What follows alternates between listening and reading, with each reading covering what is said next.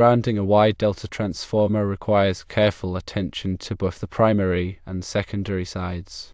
The primary side, which is Y connected, needs to have its neutral point grounded. This neutral point is the connection point of the three primary windings. The grounding can be achieved using multiple grounding rods or a grounding plate. It is crucial to establish a solid and reliable ground connection at this point. The secondary side, being delta connected, requires grounding one of its three terminals. This is often referred to as corner grounding. The selection of which terminal to ground is important.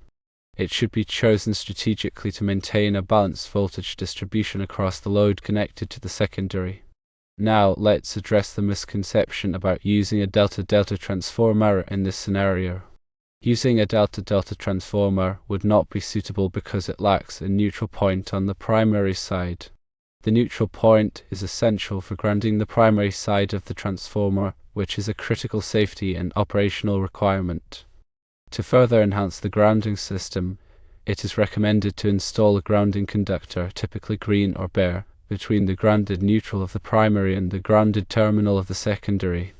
This provides a continuous grounding path and helps to equalize potential differences between the primary and secondary sides. It is imperative to ensure that the entire grounding system complies with the requirements of the local electrical code. Adhering to the code ensures safety and proper operation of the electrical system. Use a transformer that is appropriately rated for the expected load. The transformer should also have proper overcurrent protection devices in place to protect against faults and overloads. It is also important to follow the manufacturer's instructions for the safe installation and operation of the transformer. The manufacturer's instructions provide specific guidelines and recommendations for the particular transformer model. Now let's delve into more detail about grounding systems. A grounding system is designed to provide a low impedance path for fault current to return to the source, which facilitates the operation of overcurrent protective devices such as circuit breakers or fuses. Without a proper grounding system, fault currents may not be high enough to trip these devices, leading to potential hazards such as electrical shock or fire.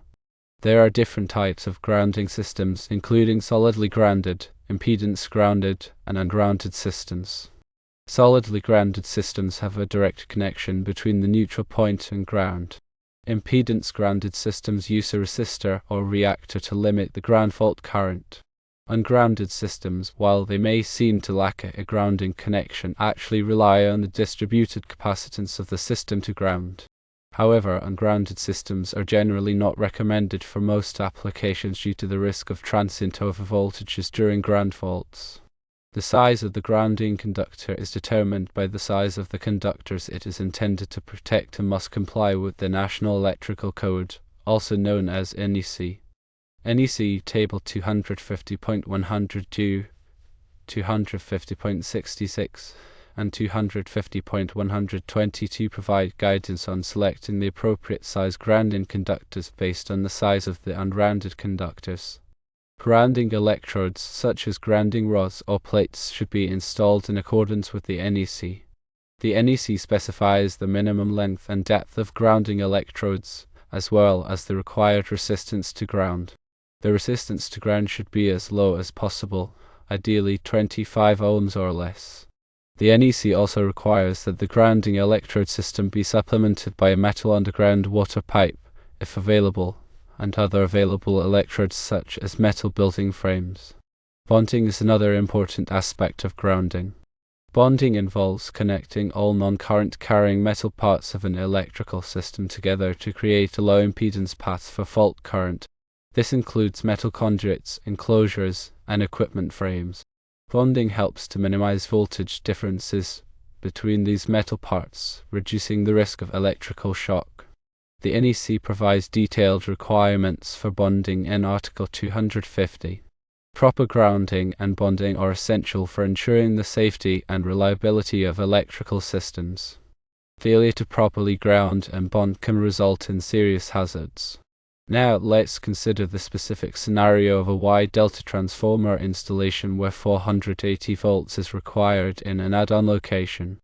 In this case, the Y-delta transformer is being used to step up the voltage from 208 volts or 120/208 volts to 480 volts. The 208 volts or 120/208 volts primary is connected in a Y configuration, while the 480 volts secondary is connected in a delta configuration. The primary Y connection provides a neutral point that can be grounded. As previously mentioned, grounding the neutral point of the primary is essential for safety and proper operation. The secondary delta connection does not have a natural neutral point. Therefore, one of the delta corners must be grounded. Grounding one of the delta corners provides a reference point for the 480 volt system. Without grounding, the voltage of the 480 volt system could float to dangerous levels relative to ground. It is also important to ensure that the grounding system is properly coordinated with the overcurrent protection devices. The overcurrent protection devices should be sized to trip quickly in the event of a ground fault. This helps to minimize the duration of the fault and reduce the risk of damage to equipment.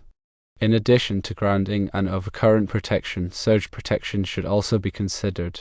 Surge protection devices, also known as SPD, are designed to protect electrical equipment from transient overvoltages caused by lightning strikes or other electrical disturbances. SPD should be installed at the service entrance and at any sensitive equipment that could be damaged by surges. The selection of the appropriate SPD depends on the voltage level and the expected surge current. Let's discuss some common grounding mistakes to avoid. One common mistake is failing to properly bond all non-current carrying metal parts. This can create voltage differences between metal parts, increasing the risk of electrical shock. Another common mistake is using undersized grounding conductors. Undersized grounding conductors may not be able to carry the full fault current, which can lead to overheating and failure of the grounding system. Another mistake is failing to properly install grounding electrodes. Grounding electrodes should be installed in accordance with the NEC, and the resistance to ground should be as low as possible. Now, let's consider some troubleshooting tips for grounding problems. If you suspect a grounding problem, the first step is to visually inspect the grounding system for any obvious defects, such as loose connections or corroded conductors. You can use a multimeter to measure the voltage between ground and various metal parts. If you measure a voltage greater than a few volts, it could indicate a grounding problem.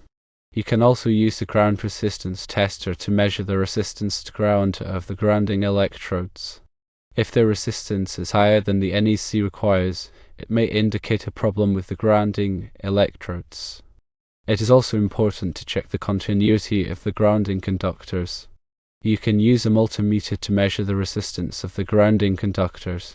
The resistance should be very low, ideally less than 1 ohm. Now let's discuss the importance of documentation.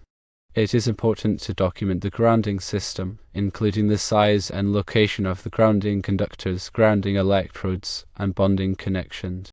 This documentation can be helpful for future troubleshooting and maintenance. The documentation should also include the results of any ground resistance tests or other measurements.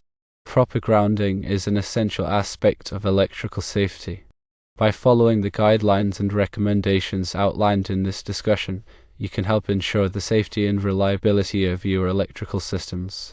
Remember to always consult with a qualified electrician for any electrical work. Now let's consider some specific scenarios that may arise during the installation or maintenance of a wide delta transformer grounding system. Scenario 1. The ground resistance is too high. If the ground resistance is higher than the NEC requires, there are several steps you can take to reduce it.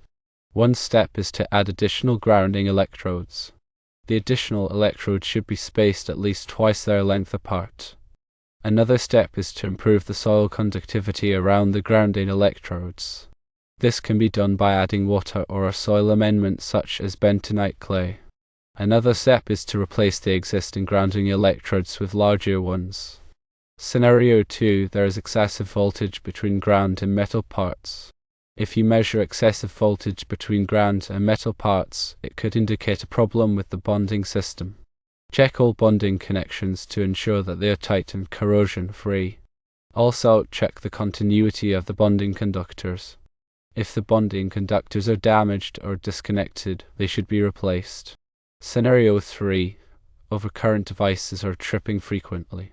If overcurrent devices are tripping frequently, it could indicate a ground fault. Use a ground fault locator to identify the location of the ground fault. Once the ground fault has been located, it should be repaired immediately. Scenario 4. Electrical equipment is damaged by surges. If electrical equipment is being damaged by surges, it could indicate that the surge protection is inadequate. Upgrade the surge protection system by installing additional SPD or by replacing the existing SPD with higher rated units. Now let's cover some advanced grounding techniques. Firstly, isolated ground systems. Isolated ground systems are used in sensitive electronic equipment to minimize noise and interference. In an isolated ground system, the grounding conductor for the equipment is isolated from the building's grounding system. Secondly, sensitive equipment grounding. Sensitive electronic equipment, such as computers and medical equipment, often require special grounding considerations.